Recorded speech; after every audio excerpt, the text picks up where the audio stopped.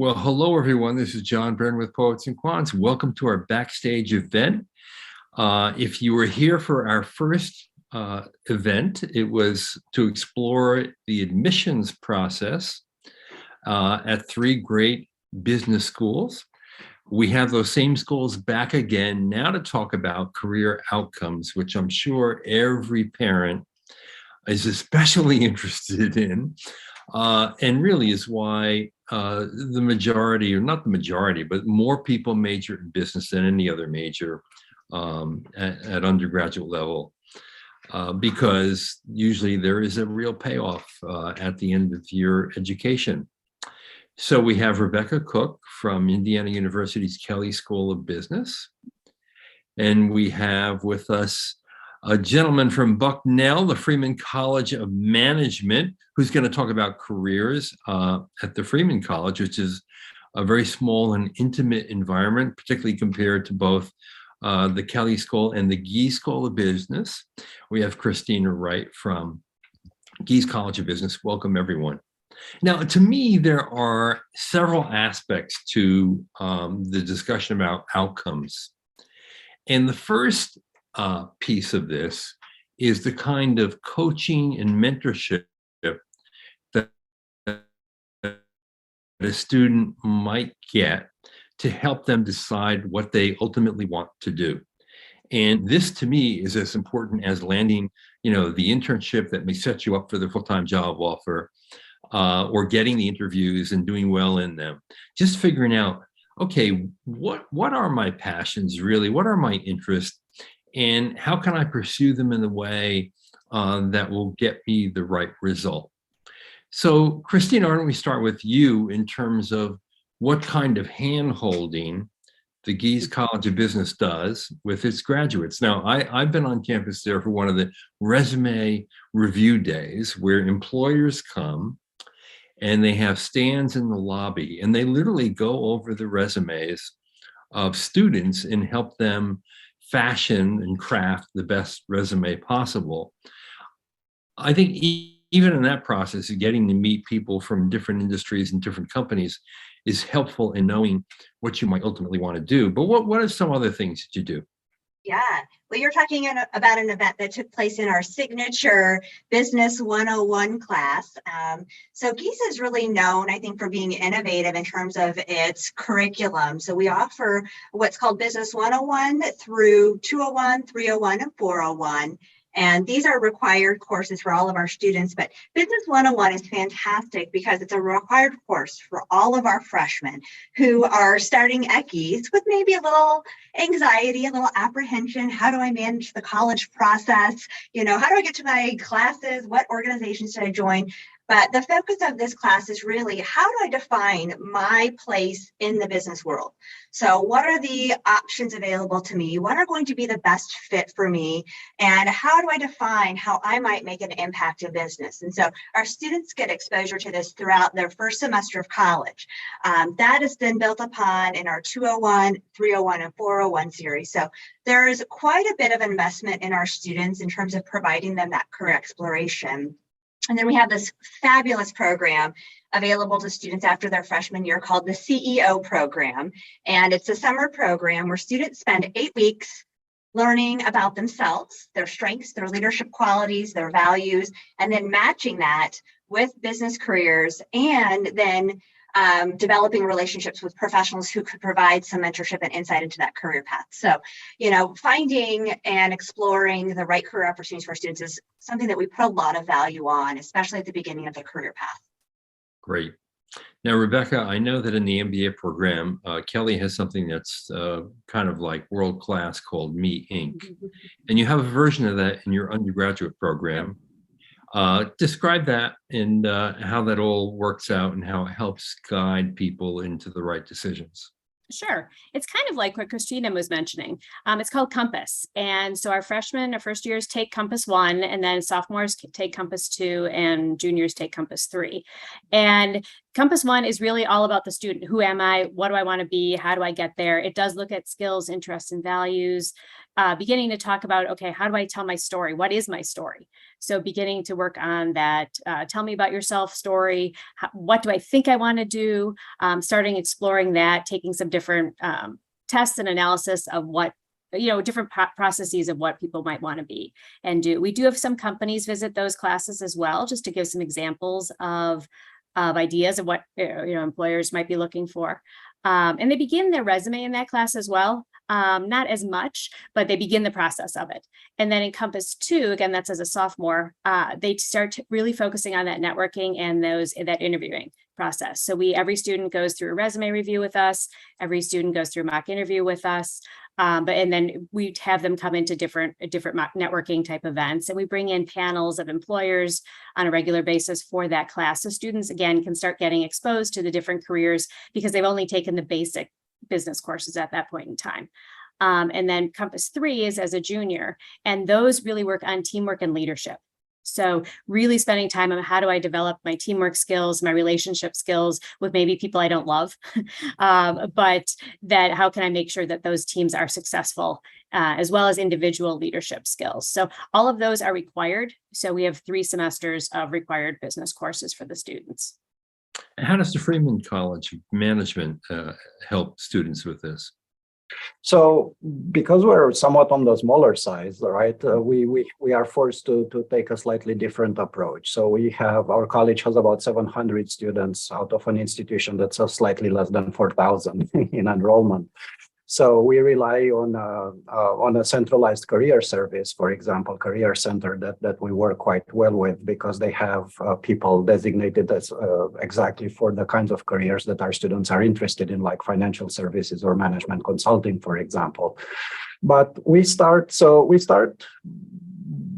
even before students set foot on campus. So we have some events, some pre-orientation events where we take students on trips to places like Charlotte or Philadelphia, which we did this year, to expose students to things like, financial hubs, networking base, introducing them to, business people from the area. We rely on faculty who here do advising, like personally, to mentor students during their 4 years here. And then the third prong approach, which I think is very powerful, we have started a program 2 years ago where we pair each incoming first-year student with an alumni mentor from a company, and this is guaranteed for all first-year students. And so they withdraw from places that typically hire Bucknell graduates. So our students have access from day one on campus to places like Goldman or Deloitte or PwC or Nielsen IQ. And that is a connection that they are free to take for beyond even that first year. So it's this ecosystem that we've created that really allows students to see the value of A, finding your network, B, understanding where you are in this ecosystem, and C, the fact that there is a very strong system of support that will allow students to thrive once they arrive here. And I want to just step back and say something that I've said before. I'll say it again. I know I may sound like a broken record, but it's because it's true. Schools on the undergraduate level and on the graduate level do not consider their job done when your student walks across the stage, opens their hand, and receives a diploma. The education is done or completed, let me put it that way, when the student has a job. And this is different than almost any other college or department at any university. There is no business school that doesn't devote significant resources to making sure that their students graduate into jobs, hopefully that they want, but jobs that will pay well. And that's what really differentiates business colleges from other departments and colleges at the university level, where people are pretty much left on their own to try to find their way in the world of work. That is not the case. And as you've heard here already, there are elaborate, well-structured efforts to make sure that there is a successful outcome when one graduates. And that is really a big differentiator in a business education that's well done. There's also, and we've talked a little bit about this during the admissions panel, but I want to reemphasize it here. At each of your schools, a focus on experiential learning. And I'm going to tell you why I think that's important to career outcomes. Because a lot of times when you go in for an interview for a job, you want to have something to talk about other than what you did in the class. And if you had an interesting engagement or assignment with a company or organization that focused on a particular business challenge, that is a core part of learning and a core part of the conversation to get you a job. So I want to go a little bit through here and talk a little bit about what kind of experiential opportunities do you have for your undergraduate business students. Let's start with the Freeman College. Okay, so we actually take quite a bit of pride in our experiential programming. It's part of our pitch, if you will, when we recruit students and families interested in looking at management careers. So just like my counterparts here, we have a set of courses that have a significant, whether it's service learning component or whether it's project or whether it's consulting. We do it in classes like Management 101, which essentially teaches students about how to negotiate, how to learn in teams, how to make group decisions under the disguise of creating something, selling it on campus, and with the proceeds executing a service learning projects that takes care throughout the course of the semester. And it's not an entrepreneurship class, it's not a new ideation, it's really an organizational behavior class masquerading as service learning. At the other end, we have consulting capstone projects. So they're called culminating experiences in the lingo here on campus. And so we have been working quite a bit with folks that are based in central Pennsylvania. We're located in central Pennsylvania. So for example, the management majors do a lot of work. We have a field research. Bucknell has a field research station in coal country, what used to be, Centralia, Mount Carmel, places that have been really hit hard by the closing of the steel and the mining industries. And so there's projects that students work that involve community building, that involve revitalizing city centers that they pass on to each other. As one team finishes the project, it continues with the next. Well, our business analytic majors do consulting projects as part of their graduating, where they work in interdisciplinary teams, but with a strong analytics focus. And again, our alumni are super helpful in providing us with projects. Outside of the classroom, we do trips and opportunities for alumni to come here. We receive over, 150 to 200 speakers from the alumni base that stop on our campus every year and meet and greet with students and talk to them about different opportunities. We visit New York, we visit Silicon Valley. I've told you about a couple of other places, but these are thematic elements around people interested in finance, people interested in marketing, people interested in tech. So we try to target their interests with places where we know that Bucknell has a pretty good foothold. And so at the end of the day, it's really a mixture of what happens in the class and what happens outside of the class, which hopefully there are not many faculty in audience right now, but it's probably as important as what happens in the classroom too. That's not something that they necessarily want to hear, but it is the truth. And it's all for the betterment of our students at the end of the day. Rebecca, I know at Kelly that experiential learning is a key part of the undergraduate program. Yep. Give us a sense for what kinds of experiential opportunities exist. Sure, there's lots of different ones. Over 90% of our students have at least one internship during their time at Kelly. Generally, it's more like 2 or 3. So those are typically professional internships. So that's a great opportunity there. We have a lot of consulting opportunities. We have, probably 10 different consulting type clubs where they all are actually doing live consulting for small businesses, whether it's in the Bloomington area or in Indianapolis or elsewhere. We also have a lot of projects for students to do consulting for overseas companies.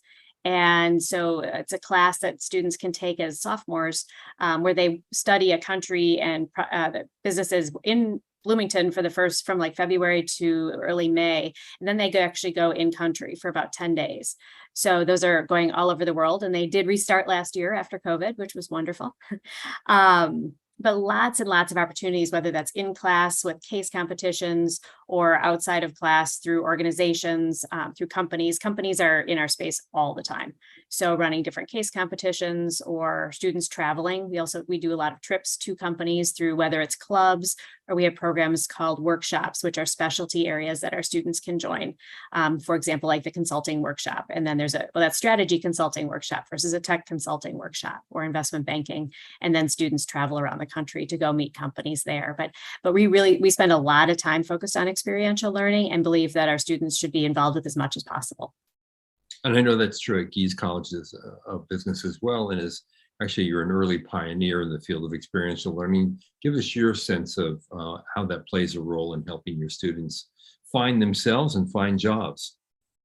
Yeah, I think as probably most of the parents or adults listening in to this will attest to, that real life experience is not the same as college experience. And we've all learned a lot from our first, second, third jobs in terms of what we like, what we're good at, and what skills we need to build. And so that is something that we have integrated into the curriculum here at Geese. And I'm really proud to say that 100% of our students participate in action learning courses while they're here at Geese. It starts in their sophomore year with our 201 class, and students actually do a simulation project where they practice working in a team, solving a case. And then in 301, which is a required course, every student participates in a team with a company and they solve a case throughout a full semester experience. And so the focus of this course, of course, is building those professional skills.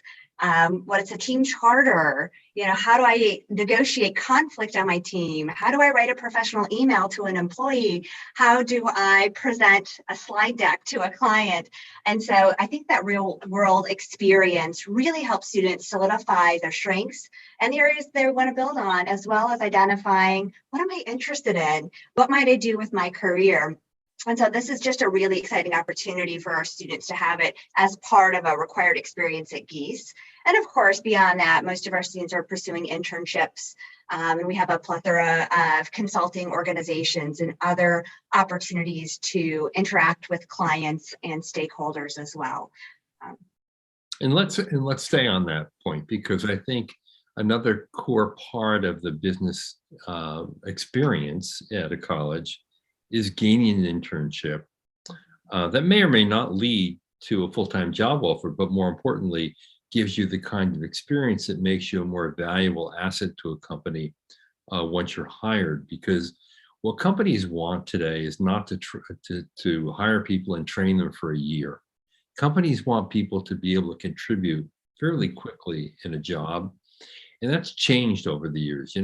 25 years ago, many companies were very happy to hire young people and let them rotate around for a year and train them before they actually were able to contribute. That's no longer really true. And this is why this professional development that we're talking about is so important. And this is why internships are important. What percentage of your students would you say do get internships? Do you know? Christina? We're in the process of actually starting to capture this data. It's significantly high, but we're actually doing a deeper dive. We want to find out more about the internship experience so that we can help students identify and pair with the right organizations for the right type of experience, as well as gathering information about how was that experience? What did you learn? Did they provide good mentoring? And so we are actually launching a college-wide initiative to collect and really analyze some of this data for our students. But of course, anecdotally, it's extremely high. Most of our students are pursuing and landing in internships. Rebecca? Yep, as I mentioned before, it's about a little over 90%. So it ebbs and flows a little bit around that each year. But the vast majority of our students have at least one internship, usually more than that. Mihai, do you know the number at Bucknell? Yeah, it's about 85% for us over the last 3 years. And it tracks pretty close to what Rebecca is saying. The average number of internships that a management student would have is about 2.4, also between 2 and 3. Yeah, that's fantastic. Another important element, I think, in career that may not be generally discussed is the value of the alumni network. I have found over the years that the alumni of business schools tends to be incredibly loyal. They not only donate money on a regular basis, but more importantly, they donate time, and they invest in the school through mentorship programs and simply by picking up the phone or returning an email when many other alums may in fact not do that. Mihai, what do you say about your alumni network, how tight it is, how valuable it is in guiding students and helping them land jobs? Yeah, I mean, when I joined Bucknell as a young faculty, I was completely maybe disconnected, right? It wasn't on my radar, but over time I've become to really be floored about just how loyal the network and how incredibly generous they are, more so with their time as well as, you know, their treasure too. But for an institution, again, that's relatively small, it's astounding to see that, you know, people are willing to take time off of their busy schedules to either travel in person or to video conference and really, you know, recruit, coach, mentor. I've alluded a little bit at the beginning of the interview about this incredible program that really pairs every single student with an alumni mentor.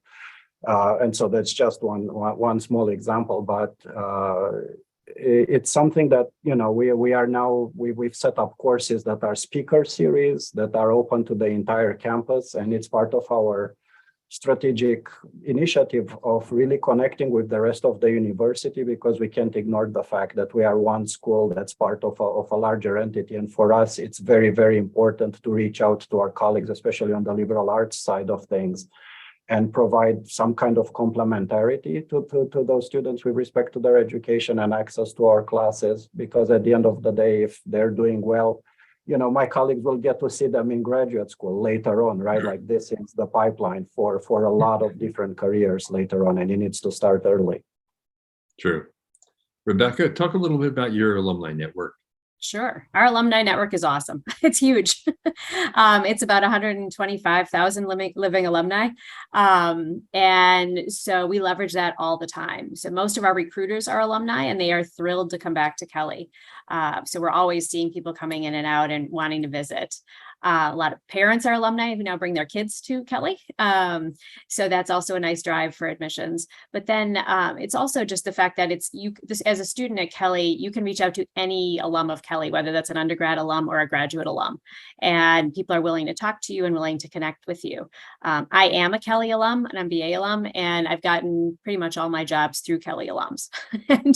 and so it's a power of that network. It's a different environment than I think I've seen at other universities, but it's a really fun part, fun to be a part of it, because again, just people are so excited to come back and to add more Kellys to their organizations.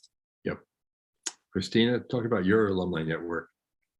Well, I think similar to Rebecca, we have a quite large alumni population who are quite engaged with the college as well. One of the important skills that we want our students to acquire when they come to Geese is networking skills and the ability to hold professional conversations. So a lot of our engagement with our alumni focuses really on providing opportunities for organic connections for our students. We host multiple events for our freshman students to be able to connect individually with our alumni, as well as providing opportunities to match students with professionals if they need to for informational interviews to explore careers. And then one of the fun events that we host here is called the Geese Showcase, where we provide companies to come in. And of course, many of our recruiters, like Rebecca mentioned, are of course alum. So they're excited to come in, and we set up really a mini career fair, but very casual in our atrium. And 4 to 5 days during the semester, students can walk out between classes and go chat with alumni from different organizations that are looking to connect with our students. So for us, it's really about providing the opportunities to teach students how to build their network and how to connect with our alumni. Yeah, that's a really good point.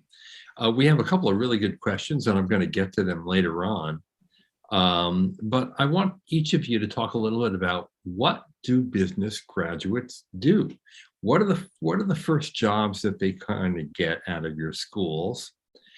And what options do they have? Christina, let's stay with you on this. Well, I think the opportunities are endless for our students. And, I think there is such high demand for really qualified applicants for a wide variety of business professions. But certainly our students are interested in some of your traditional roles, whether it's management consulted sort of roles or your traditional accounting firms, audit techs, analyst positions. Of course, we have students interested in more traditional marketing, brand management careers, as well as supply chain, which is top of mind, I think, for everyone right now.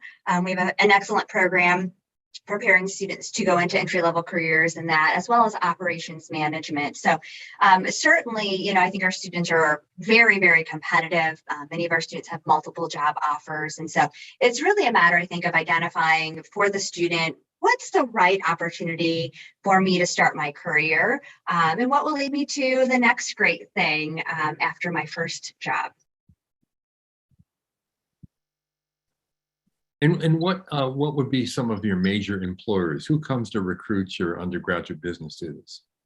Well, of course, you're going to see the big four showing up. So you're certainly going to see PwC, Deloitte, EY, KPMG, certainly Google and Amazon. You're really going to see, I think, all of the top employers that students are going to be interested in pursuing a career with as well. Right. Rebecca, can you talk a little bit about outcomes in terms of career choices and who your major employers are? It's very similar to Christina's, actually. I mean, our students really are going everywhere. I'd say our largest major is finance. And so we have a lot of students going into the whole financial field, whether it's investment banking, investment management, private wealth, corporate finance, consulting is way up there. And then we have students going into a marketing degree type things, brand management type roles, product managers, supply chain roles. We have some students starting their own businesses, so entrepreneurial ventures. But really, you can go wherever you want to go, both in terms of company and geography. And so I think that's really important as the students they need to come in and figure out who they want to be and what they want to do. Also, it's important to recognize that the job you go into right out of undergrad is probably not where you're going to stay. So, I mean, students always think that they're like, oh, I need my dream job. It's like, no, you need something where you get some experience and then you can go on to that dream job, whatever that may be. Maybe it's the same path and maybe it's not. So really kind of reminding them that you want to go and get some experience doing what you think you like to do and then go from there. In terms of top hiring, again, top four, EY, Deloitte, PwC, KPMG, those guys, Bank of America, JP Morgan, Barclays, Amazon, Google, McKinsey, kind of you name it, Procter & Gamble. I have lots of companies, but it's lots of different areas to go to. A lot of big companies that need a lot of young talent. Yes. Mihai, I'm assuming it's pretty much similar at your school. Yeah, surprise. Yes. It is. So we have similar stats, I think, to both Geese and Kelly, in that roughly a little less than half of our majors opt for either accounting or finance as majors, and so about 48% maybe would go into financial services on graduation. Consulting would probably be the second highest field. About a quarter of our students end up in consulting. With the introduction of a major in business analytics that graduated its first cohort this summer, we are now seeing a slight uptick in careers in tech. We've also seen real estate. We've seen marketing and product. So then it should not come as a surprise that the employers that hire here would be Price Waterhouse, Goldman Sachs, JP Morgan, Bank of America, Nielsen, Vanguard, Johnson & Johnson, Pepsi. Like that would be off the top of my head. And needless to say, if you go to one of these great schools for business education and you come out and you get a brand name company like that on your resume, it's almost like another degree, I think, in terms of your future job prospects, because obviously these companies are very selective in who they hire, and that fine filter that you have to go through and that each of these schools programs help you go through is also an indication of quality, and it helps you get the next job and the job after that. So that's another important aspect to be thinking about when you go to a business school and you can have the benefit of schools that have these connections with alumni in all these big brand name companies. No matter what you do, if you're a simple analyst crunching numbers in the back room or fetching coffee for somebody, if it's at Google or Morgan Stanley or Deloitte, hey, it will mean something to you further down the line. And you're going to be working with great people. You know, man for man, woman for women, you're going to be working with best of class people. And that's the best people to work with and learn from. And that's really an important aspect of this. Now, everyone knows that college is not cheap. It's not inexpensive. It's a major investment.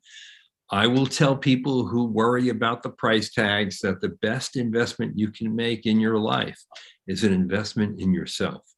If you want to be generous to yourself, make that investment. And your parents, if they can help you, will certainly help you because it is a big deal and it is important.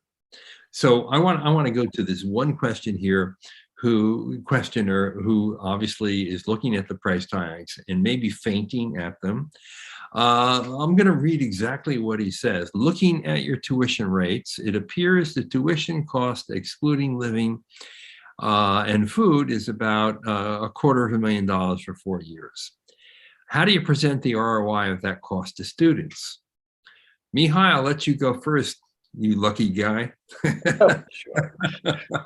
So yeah, unfortunately, academic pricing tends to be rather opaque, right? And so yeah, sticker shock is a real thing. As it turns out, it's not, however, what ends up being the true cost of education once you factor in financial aid. So Bucknell's been very good about providing a good financial aid package. It continues to view strategically investing and raising the resources available so that it meets the demonstrated financial need of every student that applies at Bucknell. Our students graduate with about $11,000 in debt on average, which I think is not like very, very high on the scale when you might think about what comes going in. And then if you look at the trajectory of a Bucknell graduate over 5, 10, 15 years, you will see that their earning power increases substantially within, their prime of 5, 10 years out of graduation. And so I think that there is a very easy way in which we can demonstrate the ROI of an education at Bucknell, and in particular of a business education at Bucknell. Yeah, and I want to underscore what Mihai says about the opaqueness of the actual cost of your education. When you look at tuition rates, you do have to factor in the fact that there is a lot of scholarship money available. Your internships will also help offset some of the cost. And if you have to borrow, as most students do, hopefully you will borrow not all that much.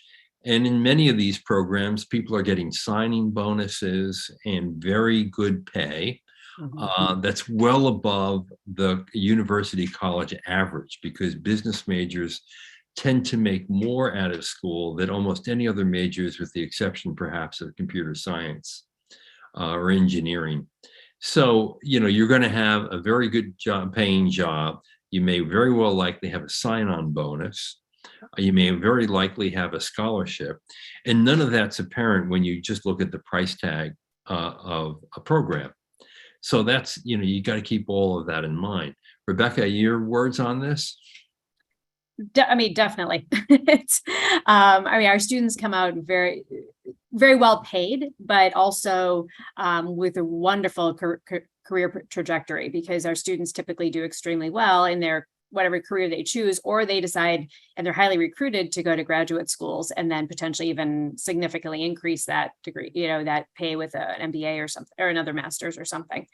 But definitely I think there's a lot of opportunity. And I think it's worth it spending the time and the money to go to college, because I think your options outweigh anything if you don't go. And it's the connections. There's a lot of hidden value, I'd say, in the sense of the network that we've talked about already, just the opportunities of connecting with companies, the skill sets that you gain. You can go and do anything. I mean, really, it's like you can go start your own company. You can go run a nonprofit. You can go anything really as a business. So when you really delve into it, it's like getting that degree is really, really worth it. And it will pay off actually relatively quickly. Yeah, and it's also worth noting that many people look at this decision based on starting salary. Mhm. And that is a real short-term way to look at it. Even though the starting salaries for business majors are significantly higher than the overall university numbers, um, it's a long-term gain. And it's not only about making more money, and you will, it's also about doing what you want to do, having a career instead of a job. Mhm. And it's also about something else that's really important. All the research finds that when there is a recession and unemployment occurs, people with college education are more likely to hold on to their jobs or to stay employed than those without a college degree. So it's also on some level insurance against an economic downturn. And many people don't even think or consider that. Christina, your thoughts on this topic? Yeah, actually, I love where you headed with this in terms of the skills and the value that the college education adds. We've actually launched what's called the Geese Professional Pathway here, and it focuses on our students building 10 competencies that are highly desirable through employers, as well as leading to lifelong career success. So, I think looking at that value beyond job number one into the 40 or 50, I'm sorry if this is scaring the students listening to this call, 50-year careers that you all might have, we have really started to focus on what are the essential career skills or career competencies that are going to help you progress throughout your career and set you up for lifelong career success. And so, that provides value far and beyond what you learn in the classroom that lands you that first job. Yeah, that's really true. No doubt about it. I wonder also about the role of faculty in helping and guiding and mentoring students into careers and the choices that are being made. If I'm a parent, the faculty is very important to me. And it's important to me in a way, and Mihai, you may dispute this, but I want to know that a school has faculty that's going to be really interested in my child. While fine, you can go and do your research and you can get published in A journals, and that gets you tenure and gets you respect within your field. The bottom line for me as a parent is I want you to care about my kid and I want you to help him or her in any way possible. What can you tell me to convince me that your faculty is invested in your students? Mihai? Sure. So I'm not going to dispute that at all, actually. It's one of the reasons that I wanted to start.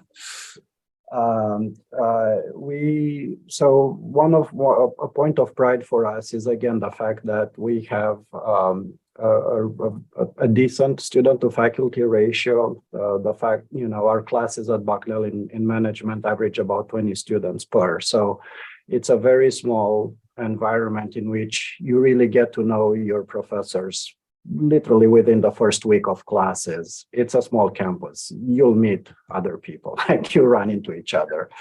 And then faculty do their own advising. So each of us advise about 20 students on average, and we meet with them each semester several times, and we have generous office hours policies, and we participate at events. It's part of the whole Bucknell ethos that it's a residential campus, right, where everybody gets together and builds community.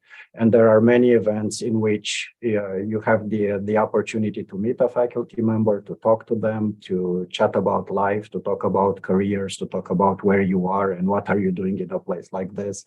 And then it's fascinating after being here for a while to see how those relationships, when you're 10, 15 years out and you come for homecoming, or you come because you're invited to come speak in one class, you remember that faculty member, you remember their first name, you remember where you were, and you remember the connection that you had. And it's a really powerful moment.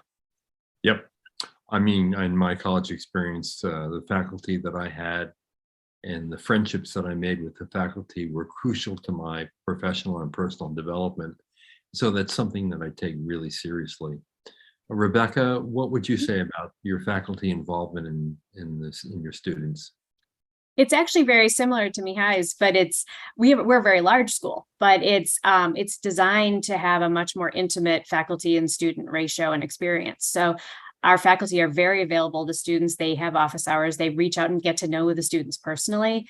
Despite being a large school, our classes are quite small. I mean, just for an example, just yesterday, our junior year, our students as juniors take something called I-Core. It's an integrated core where they take 5 different subjects at the same time, and it's all kind of interwoven. And the finance a woman student walked up to her finance faculty person who she's gotten to know and was asking him some advice about going into a career in sales and trading. And he knows me and he's like, okay, go talk to Rebecca because this is what I think you can learn from her. And being a woman in finance, it's my prior career. So how can you connect that? So I know the faculty, they know me, they know the students well enough and know them enough to say, okay, these are the people that can really help you. And I can help you in these areas, but these are some others who can help you in the other areas.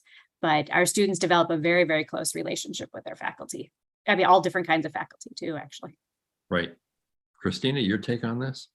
Yeah, I would say very similar to what Rebecca said. I think our faculty are just so dynamic and so engaged in, really providing a fantastic experience for our students that our students do see them as mentors and role models.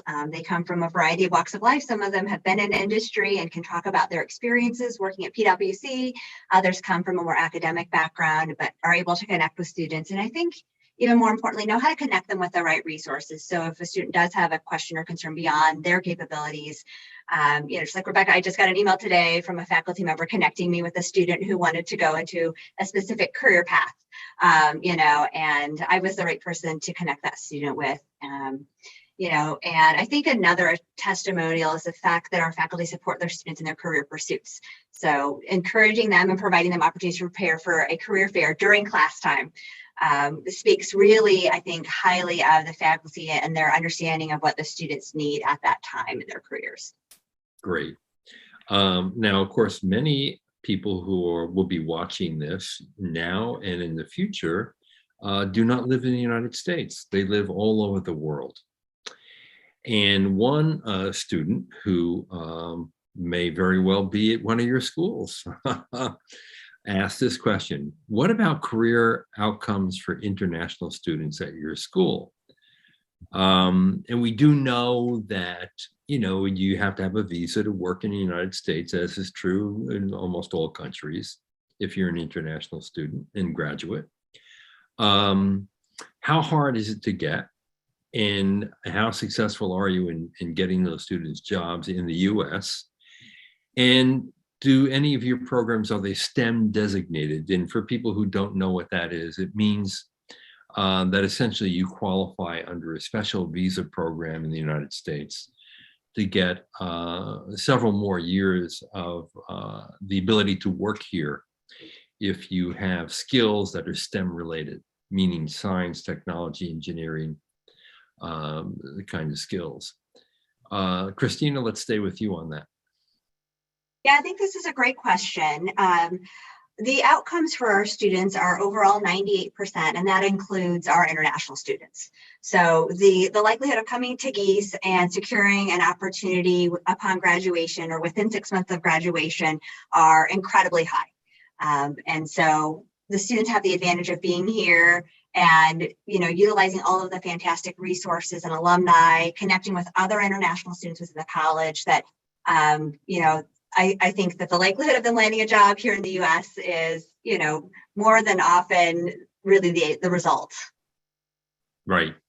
Rebecca? Very similar. I mean, we have very similarly high placement rates, and again, that does include international students. We have a lot of specialized programming for international students to really help them through the process because we recognize it is harder. There's extra hoops you have to jump through.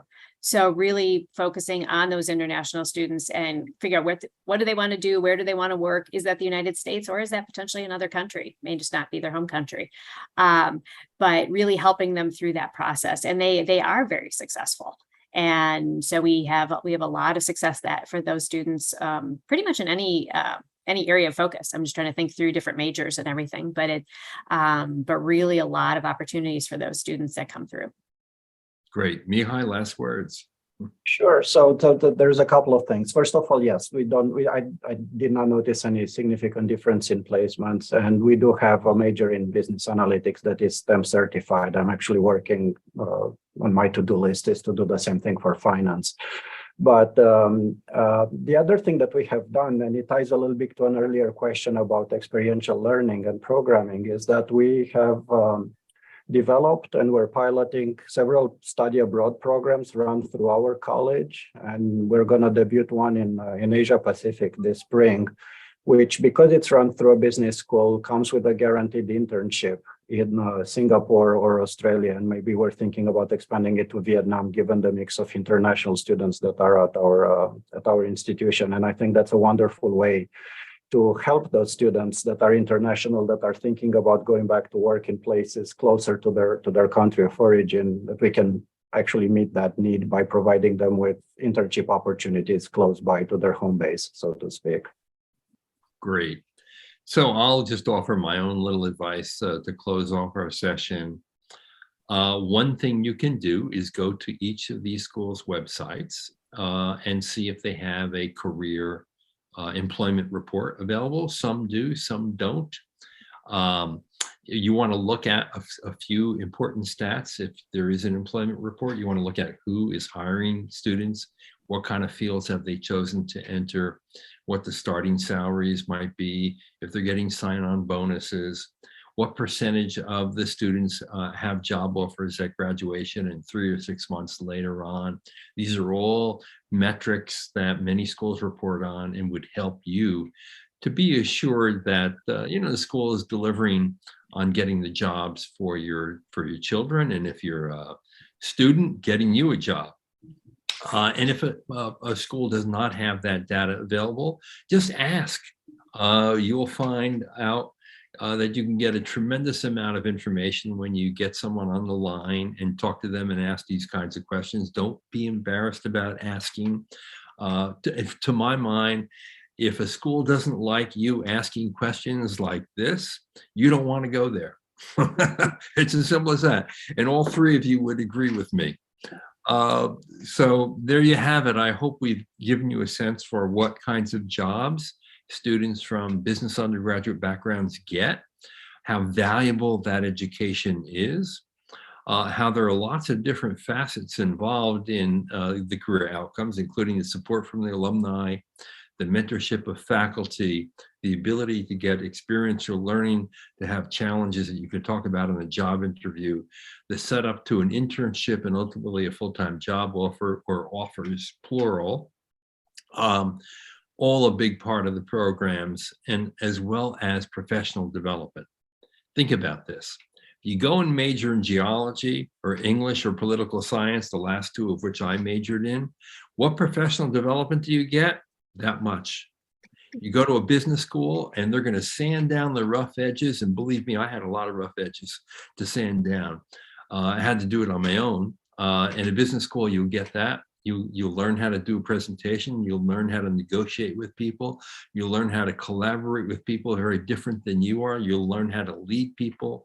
You'll learn to be articulate and persuasive and have professional presence.